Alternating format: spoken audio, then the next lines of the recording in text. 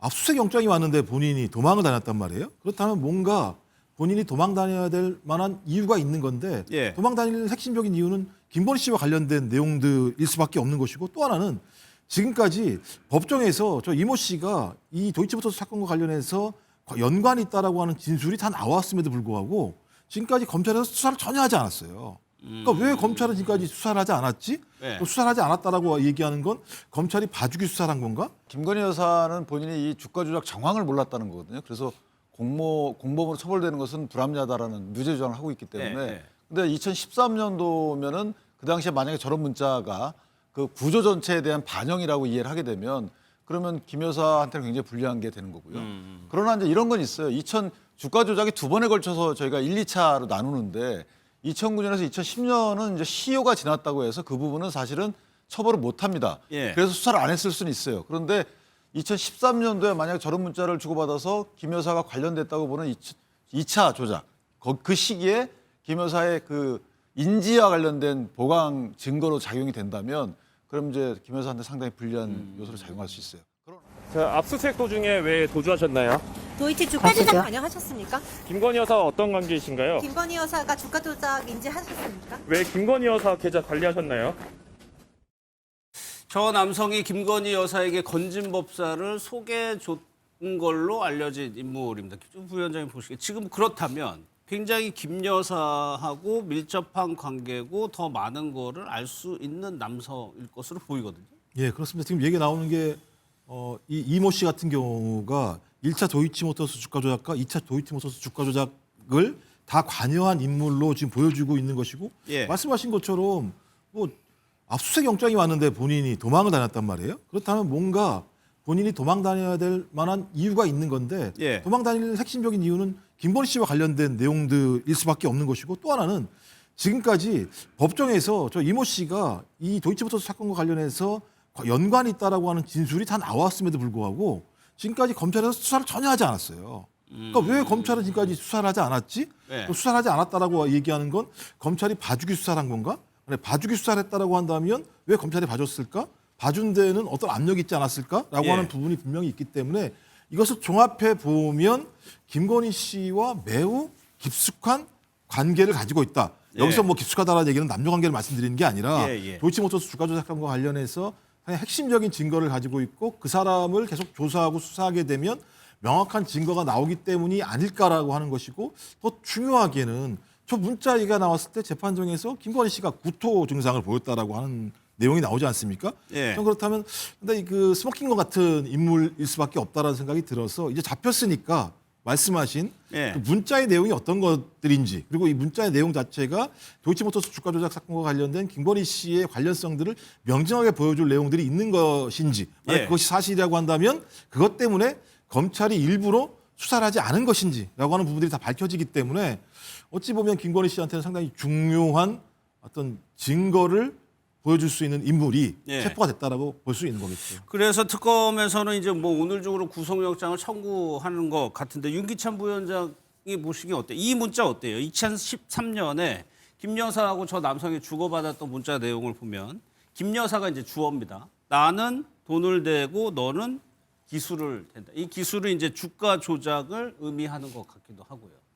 이제 그걸 의미하는 뭘 의미하는지에 대해서는 다툼의 여지는 있는데 일단 어떤 거에 대해서는 김 여사한테 불리하냐면 김건희 여사는 본인이 이 주가 조작 정황을 몰랐다는 거거든요. 그래서 공범으로 처벌되는 것은 불합리하다라는 무죄 주장을 하고 있기 때문에. 네. 근데 2013년도면은 그 당시에 만약에 저런 문자가 그 구조 전체에 대한 반영이라고 이해를 하게 되면 그러면 김 여사한테는 굉장히 불리한 게 되는 거고요. 그러나 이제 이런 건 있어요. 주가 조작이 두 번에 걸쳐서 저희가 1, 2차로 나누는데 2009년에서 2010년은 이제 시효가 지났다고 해서 그 부분은 사실은 처벌을 못 합니다. 예. 그래서 수사를 안 했을 수는 있어요. 그런데 2013년도에 만약 저런 문자를 주고받아서 김 여사가 관련됐다고 보는 2차 조작, 그 시기에 김 여사의 그 인지와 관련된 보강 증거로 작용이 된다면 그럼 이제 김 여사한테 상당히 불리한 요소로 작용할 수 있어요. 그러나 예. 한편 이런 건 있죠. 저 문자가 2013부터 16년 주고받은 문자인데 저것을 특검이 왜 가져갔을까라는 생각은 들어요.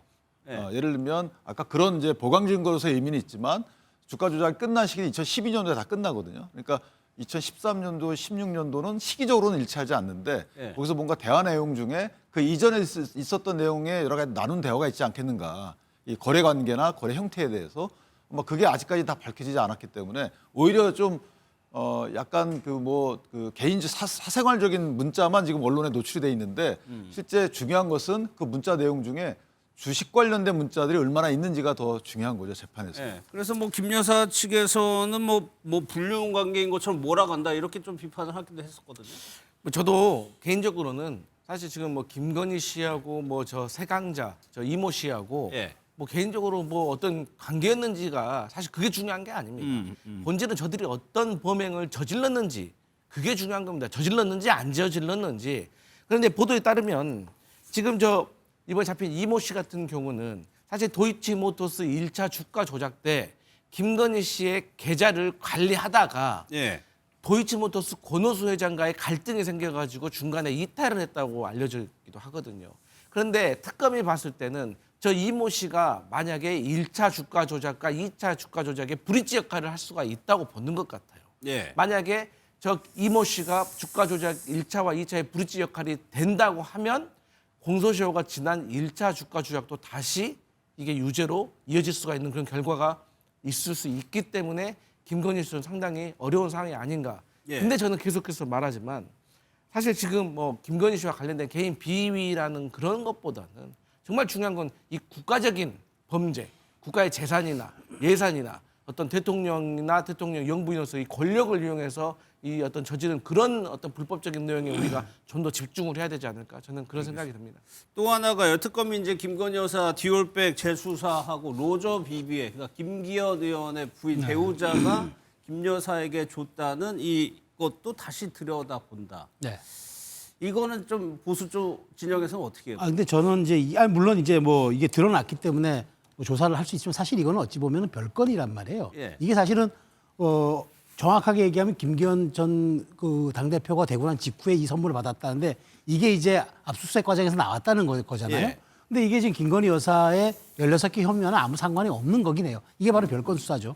근데 이제 이게 지금 국민의힘에 미치는 영향 중에 하나가 뭐냐면은 마치 이제 김 여사가 서울시장 뭐 선거 등등 뭐 이렇게 명태균과의 개입을 떠나서 당대표 선거까지 해도 영향을 끼친 것 아니냐는 그런 이제 의혹의 중심에 서게 하는 사안이기 때문에 예. 이게 물론 저는 김기현 전 대표와 부인이 어쨌든 살해했던 거는 좀 부적절했다고 보지만 마치 이것이 지금 당대표 선거 과정에 대통령 부부가 영향을 완전히 행사해서 끼쳐서 결과를 뒤바꾼 것처럼 이렇게 보이는 프레이밍이 설정될 수 있는 사안이기 때문에 예. 저는 이건 좀 언론 플레이를 신중해 줘야 한다. 그러니까 이거는 딱 정밀 타격하듯이 수사해서 발표해야 되는데 마치 여론전 하듯이 예. 이걸 몰고 가는 거는 이거는 사실은 어찌 보면은 별다른 별건의 사안으로 이 사안 자체가 여론화시켜서 오시 김 여사의 범죄 행위에 대한 더 악마화를 시킬 수 있다거나 그걸 부정적 여론을 몰아갈 수 있는 사안이 되기 때문에 이 부분은 저는 따로 띄어서 그냥 조사해도 될 일인데 여기에 너무 이렇게 좀 세게 묻어가는 듯이 보여가지고 이 부분에 대해서는 조금 특검이 좀 약간 속도 조절할 필요는 있지 않을까 생각 들어요. 강성필 부대 뭐 하실 얘기 있어요? 제 생각에 이거는 정당법 위반인 거예요. 정당의 업무 집행을 방해할 수도 있는 겁니다. 왜냐하면 어쨌든 간에 이 정당에서 정당인들이 당대표가 되기 위해서 출마를 했는데 지금 김기현 전 대표가 당대표가 되는 과정 속에서 윤석열 전 대통령의 입김이라든가 압력이라든가 어떤 다른 불법적인 내용이 있어서 김기현 전 대표가 당시 대표로 당선이 됐다고 하면은 이것은 국민의힘으로서는 오히려 더 김기현 그리고 윤석열 전 대통령, 김건희 씨에 대해서 고소 고발로 가야 될 그런 문제라고 저는 생각하기 때문에 이참에 저는 국민의힘이 대처해야 될 가장 좋은 방법은 여기에 대해서 엄중하게 얘기를 해야 됩니다. 이건 그냥 불법적인 상황이다. 그래서 의원직 사퇴까지도 시켜야 됩니다. 그런데 여기에 대해서 부적절하다는 식으로 조금 빠져나가는 식으로 얘기하면은 이거 국민들이 평가할 겁니다. 알겠습니다.